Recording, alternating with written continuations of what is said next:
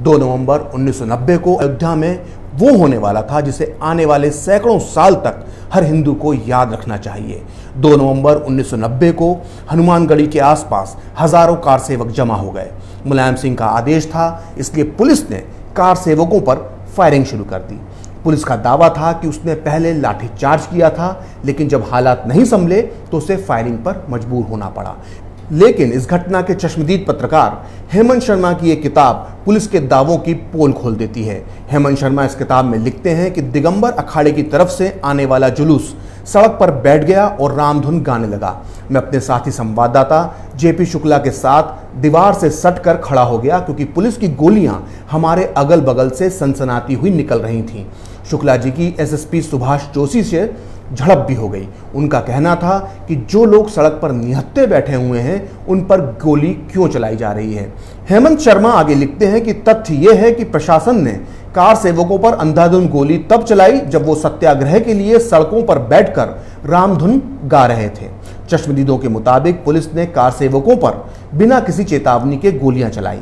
Police ने ढूंढ ढूंढ कर कार सेवकों को मारा। इन्हीं में से थे कोलकाता के कोठारी बंधु, जिन्होंने 2 दिन पहले ही बाबरी ढांचे पर भगवा ध्वज फहराया था। सीआरपीएफ के एक सब इंस्पेक्टर ने सबसे पहले घर से छोटे भाई 20 साल के शरद कोठारी को घसीटकर बाहर निकाला और सड़क पर बिठाकर उसके सर में गोली मार दी। छोटे भाई के साथ ये सब होता देखकर बड़ा भाई 23 साल का राम कुमार भी वहां पर आ गया। इंस्पेक्टर ने उसकी गर्दन पर भी गोली मार दी। दोनों भाइयों ने सड़क पर ही दम तोड़ दिया। ऐसी ही एक और दर्दनाक कहानी का वर्णन हेमंत शर्मा अपनी इस किताब में करते हैं।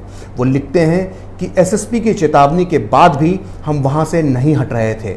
हमें लगा कि हमारे यहाँ होने से पुलिस की बर्बरता कुछ कम होगी, लेकिन ऐसा हुआ नहीं।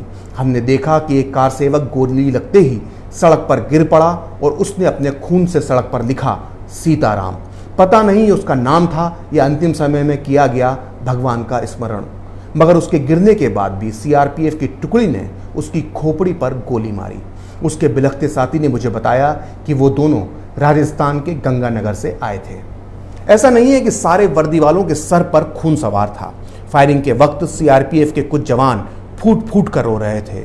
कई जवानों ने तो अपनी बंदूक रखकर इसलिए डंडा उठा लिया था कि उनके अफसर उन्हें गोली चलाने का हुक्म नहीं दे पाएंगे। शाम होते होते अयोध्या में 40 कार सेवक शहीद हो गए थे, लेकिन इतना करने के बाद भी मुलायम सिंह यादव की सरकार का दिल नहीं भरा।